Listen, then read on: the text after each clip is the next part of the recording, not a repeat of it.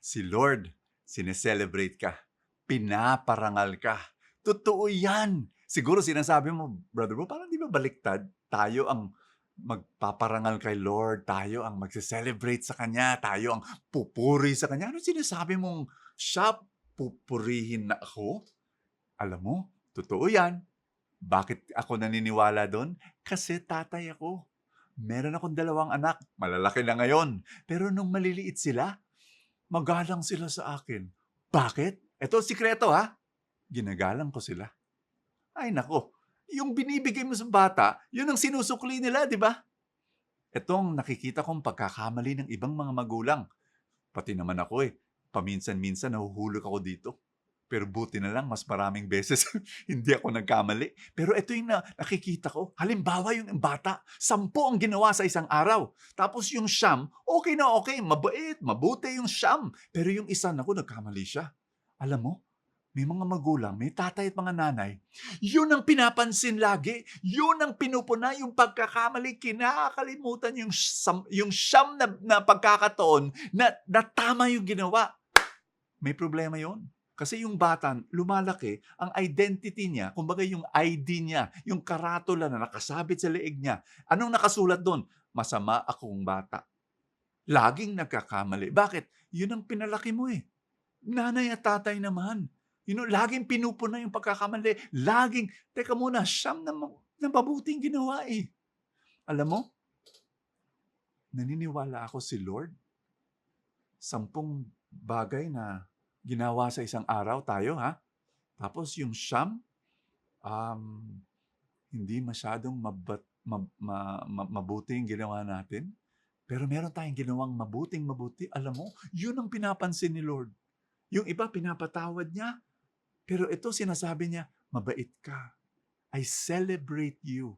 Pinaparangal niya tayo sa mga mabubuti nating ginagawa. Bakit? May goodness sa atin. Si Lord mismo nilikha yung kabaitan natin at yun ang pinaparangal. May kwento ko sa inyo. Pakinggan mo to, mabe-bless ka.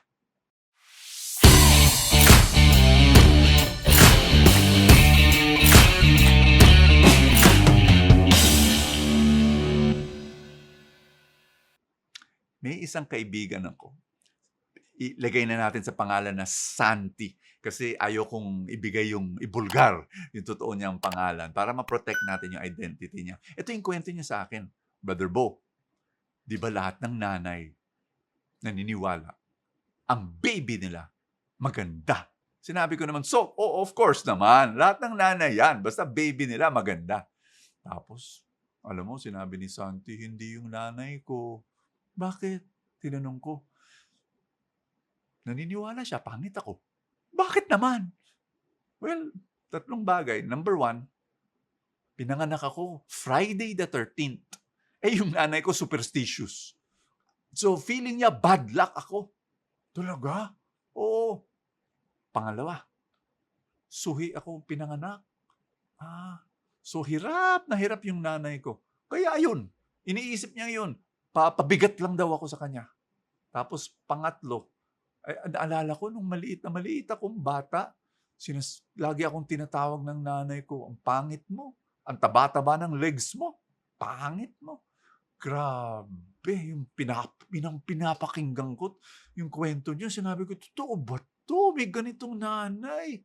Pero alam mo, tuwang-tuwa ako kasi may nangyari kay Santi. Himala. Papunta na siya sa college, merong exchange program na yung taga-US, taga-Amerika, pupunta sa Pilipinas na bata. Tapos siya pupunta sa US ng ilang buwan lang. So pumunta siya doon. Alam mo yung nag-ampon sa kanya ng ilang buwan, yung mag-alaga sa kanya, isang nanay, Amerikana, na grabe, pagkita lang daw nila, sinabi ng nanay na yon na Amerikana, "You're so beautiful." Grabe, gulat na gulat si Santi. Tapos araw-araw na nandun siya sa Amerika, no, inuulit ng nanay na yun sa kanya, "You are so beautiful, you're so beautiful, you're so beautiful." Alam mo, si Santi, after ilang buwan, pagka-uwi niya sa Pilipinas, naniwala. naniwala, nabura lahat ng sinabi ng kanyang totoong nanay. Grabe, no? Kaya ngayon, si Santi, pag you meet her, ay nako, she's vibrant and she's bubbly and she knows she's beautiful. Alam mo, naniniwala ako. Yung nanay na yun, yung nag-alaga kay Santi doon sa States, parang si Lord, di ba?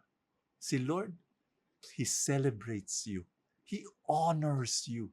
Sinasabi niya sa'yo, anak, anak kita, mahal na mahal kita, ang galing-galing mo, ang bait mo, precious ka sa akin, maganda ka. You know, that's the God that we worship. Alam mo yung ebanghelyo natin ngayon, nakakatuwa sa parable. Yung mga servants, that they were faithful to the Lord, no? Alam mo, sinabi ni Lord, ito, babasahin ko sa inyo, yung master ng servant, ito gagawin niya, amen I say to you, he will gird himself and have them recline at table. Sino magre-recline sa table? Yung servant. Tapos ang master will proceed to wait on them. The master will honor the servant. Si Lord yan. Si Lord ang mag-honor. Right now, God is honoring you. God is celebrating you. Dasal nga tayo sa ngalan ng Ama at ng Anak at ng Espiritu Santo. Amen. Say this with me. Lord, salamat. Thank you so much for loving me, celebrating me, and honoring me. Thank you for seeing goodness in me. Thank you, Lord God. You made me good, and so I will be good. I am good. And Lord, you will transform. Babaguhin mo lahat ng mga bagay sa buhay ko na hindi pwedeng tumuloy dahil binabago mo ako. Sa pangalan ni Kristo Jesus. Amen and amen. In the name of the Father, and of the Son, and of the Holy Spirit. Amen. Yay! Meron ako ipapakita sa inyo. Itong librong to na sinulat ko, I wrote this during my 50th birthday. Paborito ko tong librong to, one of my favorite books. It has blessed a lot of people. Get ready for more. I hope that you can, if you haven't read this yet, grab this sa online store natin. The link is in the description. Maraming salamat. God bless you, and I will see you tomorrow.